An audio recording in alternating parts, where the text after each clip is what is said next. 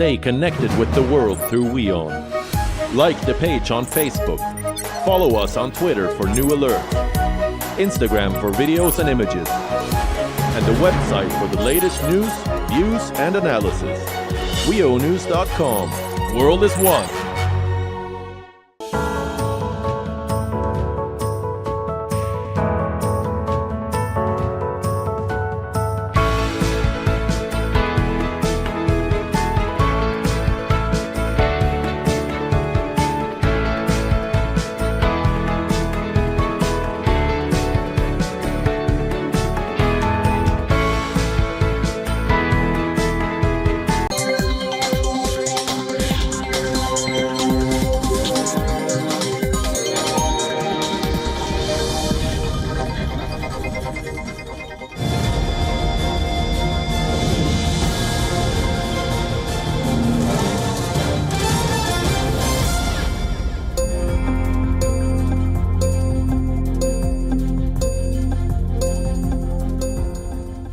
Hello and welcome to WION World is One, broadcasting live from the British capital this hour. You're with me, Katie Pilbeam.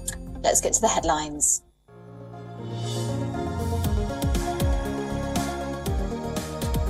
Rishi Sunak's approval rating falls to its lowest level since he entered number 10, according to a new poll. A survey from YouGov shows the Prime Minister's net favourability has hit minus 40, a 6% decrease from just last month.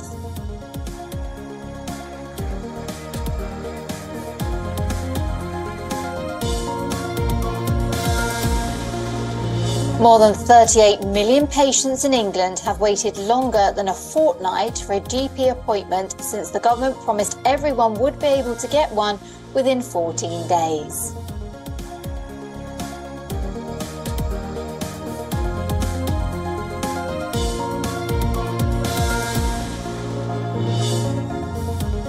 Nearly 2,500 people have been evacuated from the popular Greek island of Corfu after wildfires break out.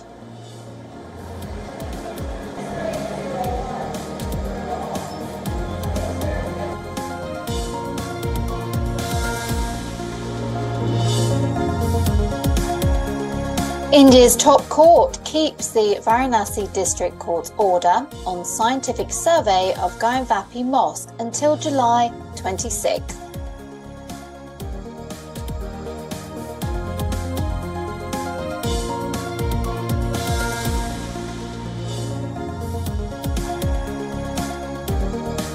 Elon Musk hints at more measures to make Twitter profitable that includes changing the iconic bluebird logo and replacing it with an X.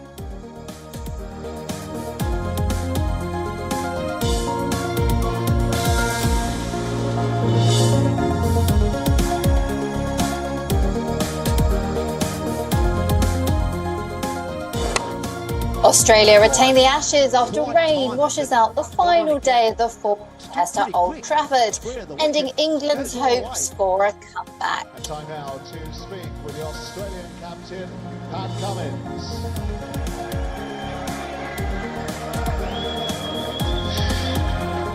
And now for a few words from the captain of England, Ben Stokes. Has looked pretty good to me. We begin in Spain. After a night of high drama in the country, the results for Spain's general elections are out. And it seems the political drama will continue. Their Conservative Popular Party, the PP, which had been predicted to win, has won the most seats, but yet they failed to gain an outright majority in Parliament. Now, neither the left nor the right have got a decisive win.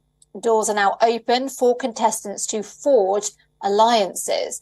Well, even with 99% of the ballots being counted, election results pointed towards a hung parliament. The Popular Party secured 136 seats, while left-wing Socialist Party, led by Prime Minister Pedro Sanchez, won 122. Now, to give you a clear understanding, for forming a government in Spain, a party needs to secure at least 176 seats in the 350-seat parliament. But despite this, the celebrations were witnessed among the supporters of the two parties. PM Sanchez claimed victory for the left and expressed confidence on forming a government.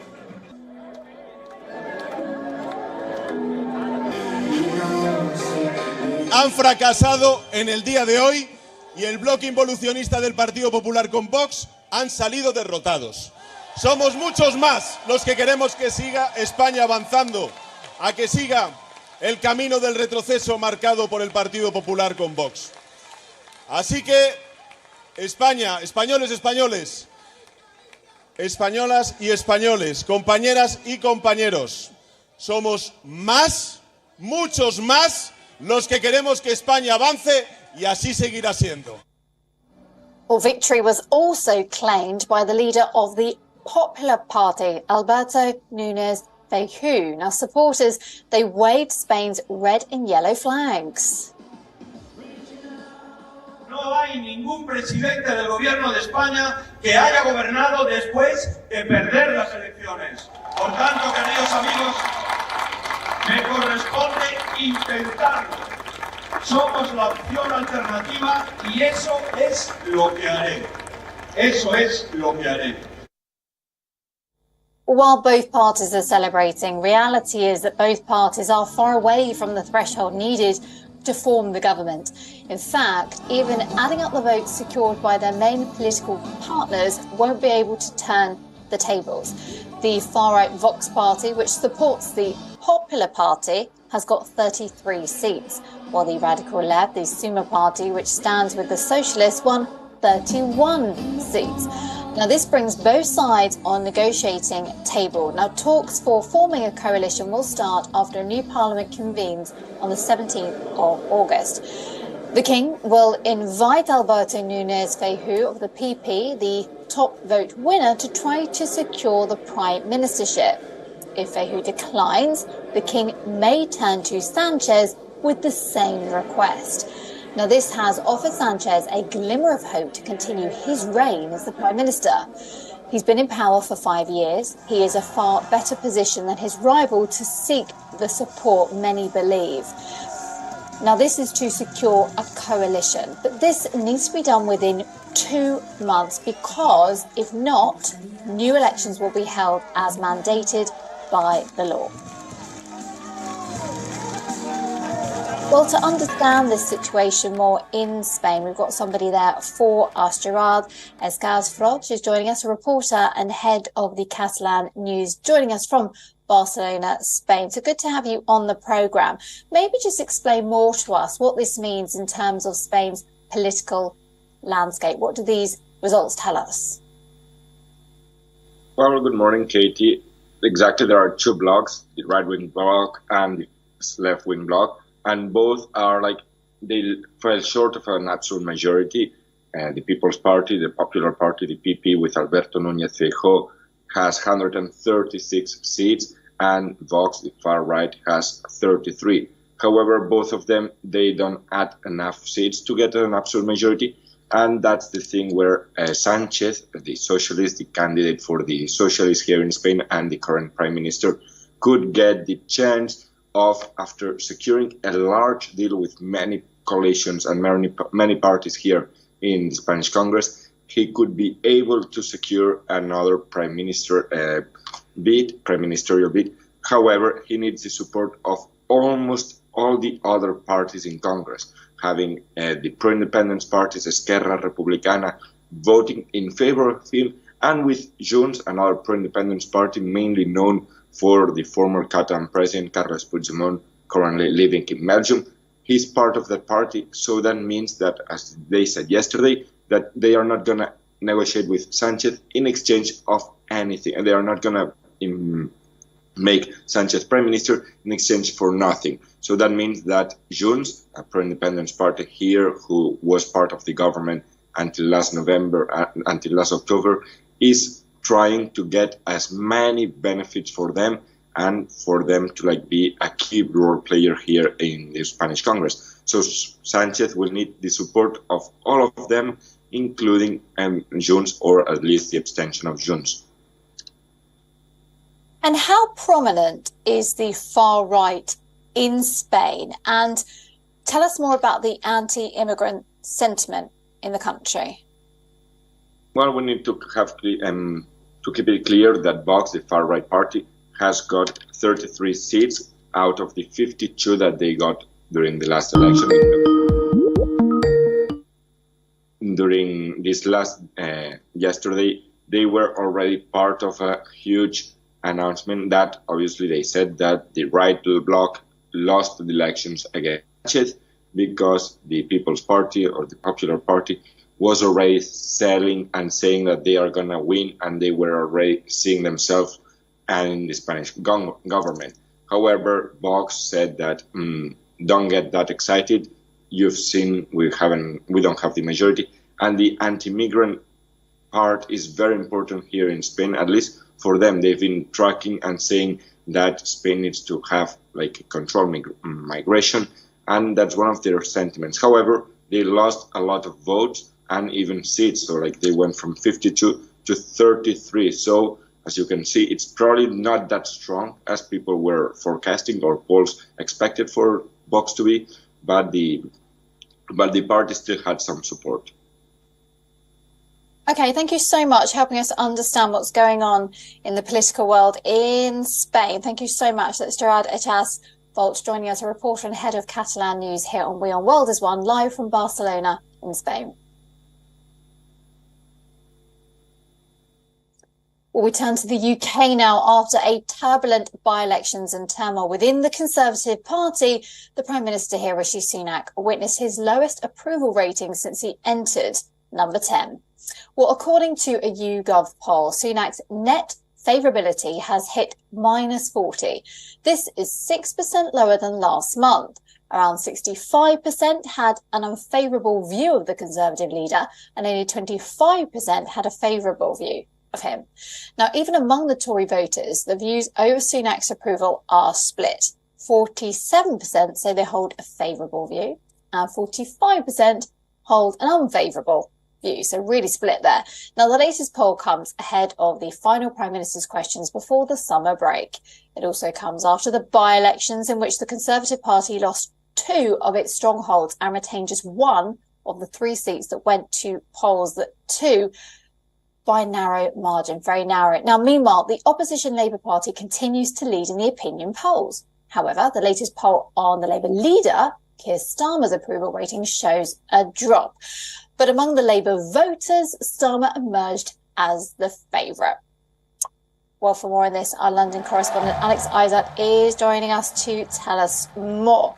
So, as I was saying, we had those by-election results. It wasn't a victory for the Conservatives. It wasn't a victory really for Labour either. There's some disappointment there in Uxbridge, but that was because of a local issue to do with emissions, as we know.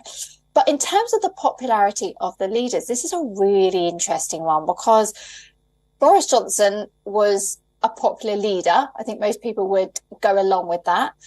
Rishi Sunak, not so much. No, he isn't doing particularly well in polls, but as we both know, polls don't always add up when it comes to heading to the vote. It's the latest on this popularity poll that's been taken here in England in regards to how popular Rishi Sunak is, the head of the Conservative Party, and Keir Starmer, the head of the Labour Party. But for now, I think we're going to move on and talk about other stories here on WION World is One today. Well, we're going to talk about green policies because Rishi Sunak, his Conservative government, is planning to hold or ditch a number of measures in their net zero goals. This is as senior Tory members, they urge Sunak to revisit the UK's climate commitments. Now, according to reports, after the by-election, there are tensions in the Tory party about the cost of environmental policies. Conservative MPs are calling for a radical net zero policy.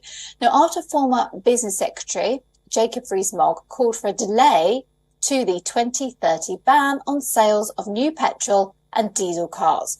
Rees-Mogg also urged the government for the end of green levies on energy bills. Housing Secretary Michael Gove signalled that landlords will have longer to adapt to have at least a C energy efficiency rating. Now, the Energy Secretary Grant Shapps said that the UK can max out North Sea oil and gas reserves and still hit net zero carbon emissions on scheduled time.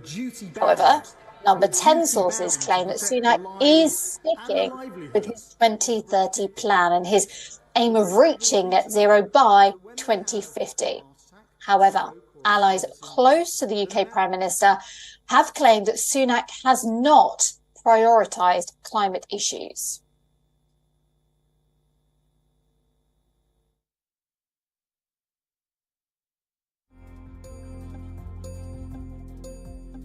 Well, let's talk about the NHS now, because more than 9 million people in England could soon be on the NHS waiting list unless industrial action by doctors is immediately brought to an end. This is according to a senior medic.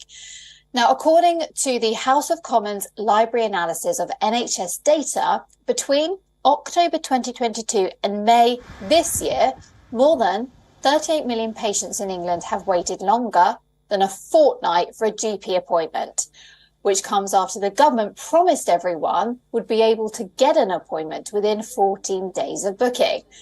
Now, the Liberal Democrats who commissioned the analysis called on Steve Barclay, who is the current Health Secretary, to launch a GP rescue plan over the summer to urge retired doctors back to the workforce. Problems in the NHS with lack of GPs and waits for GP appointments, NHS dentists, cost of living crisis, and people are saying that they've got to get rid of these Conservatives, and we did last night. Liberal Democrats did a great job.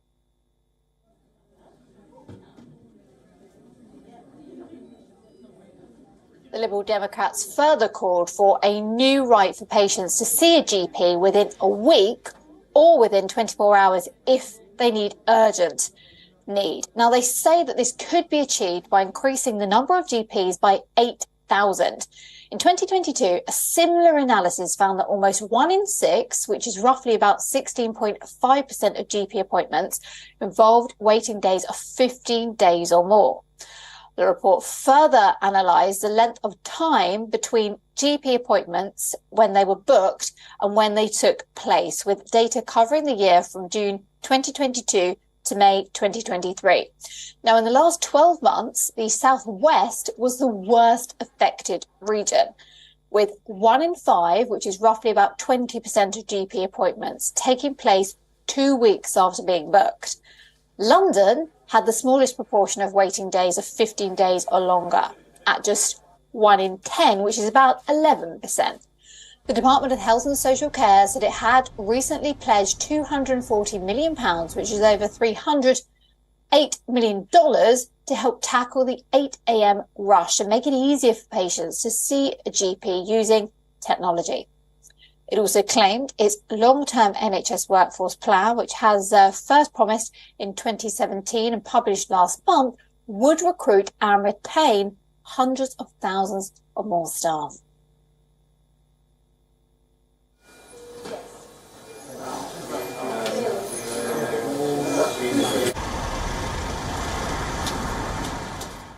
Well, let's turn our attentions to Europe now, because wildfires in Greece have turned into a catastrophic calamity. Raging flames are scorching the Rhode Island, and approximately 19,000 have been moved overnight. Most of them are tourists. Now, Rhode Island is a popular destination among British tourists. Holidaymakers say they had to walk for miles in the searing heat to reach safety. A wildfire broke out at a UNESCO-protected geopark in Greece's Peloponnese region. Videos showed large clouds of smoke and flames spreading across the landscape. Drone footage showed the extent of the damage the fires had caused. Tourists, they witnessed the skies turning grey with a yellowish hue due to the massive amount of smokes. They also broke the record for the biggest ever fire evacuation in the history of Greece. Now, tourists being evacuated off the Greek island of Rhodes were forced to sleep on airport floors while waiting for flights out of the island. One of the British tourists who arrived in Manchester after fleeing the wildfires said the moon was red.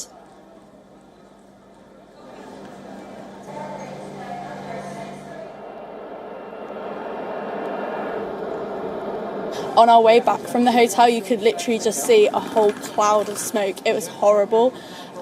We got really lucky because we were in Lindos the day before, but we were talking to people after, literally 2 hours after we left, they were covered in ash, just sat on their own like balconies looking over at the pool. They'd be covered in ash, and like the moon was like red and everything. It was horrible. Well, the relentless fire gutted cars and left charred corpses of animals on the roadside. Now, one of the evacuees compared the aftermath of the wildfire to a war zone. High-speed winds are fanning the fires. This has led to the blaze spreading uncontrollably on 3 fronts across the Aegean island. Now, according to reports, the fire also spread to Corfu, another popular Greek island for tourists. Officials were forced to issue evacuation orders after the wildfires began to spread across the region.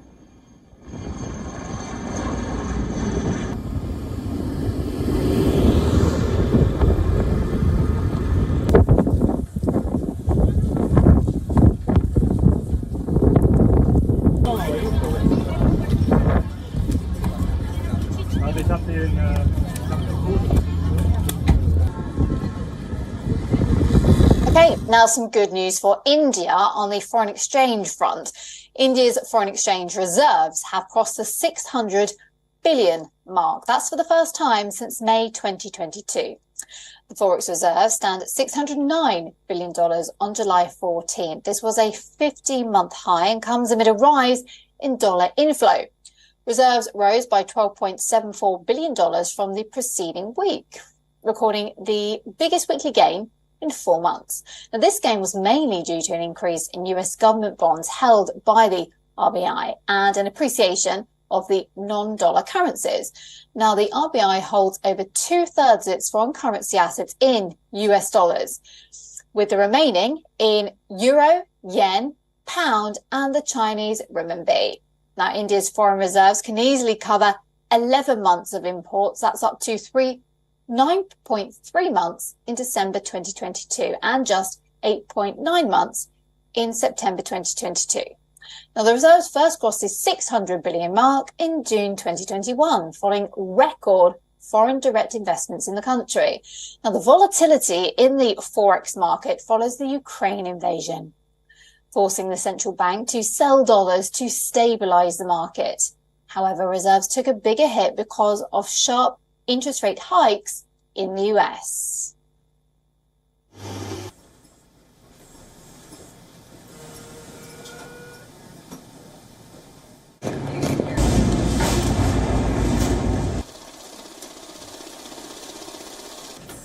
Okay, the battle of the bomb versus the bombshell has gone global, and the results for the opening weekend are out. So Greta Gerwig's pink fantasy comedy Barbie collected a stunning $182 million at the international box office, bringing its worldwide total to $337 million.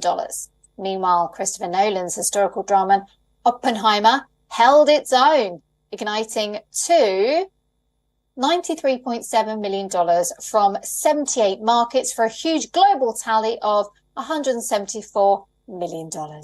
Well, the two seemingly different blockbusters, which were jokingly pitted against each other by social media, crushed already stratospheric expectations thanks to the cultural phenomenon known as Barbieheimer.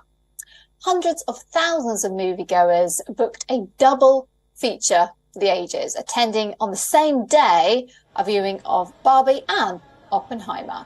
Now, a few moviegoers showed their support for the Margot Robbie starer by wearing a pink attire to the theatre. Moviegoers were equally receptive to Oppenheimer. It's a remarkable result for a 3-hour period piece with little action and lots of talking. It does speak to Nolan's status as a rare director who can draw audiences on his name alone, really, beyond the US and Canada. The highest grossing territories were the UK, India, and France.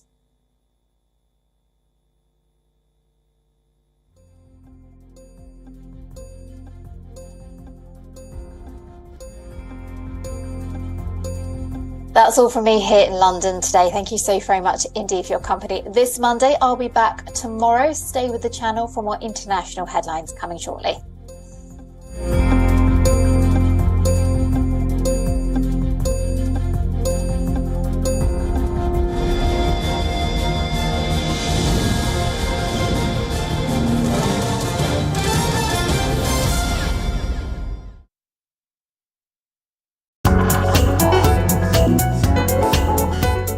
WION Health Resort is unique, the only one of its kind.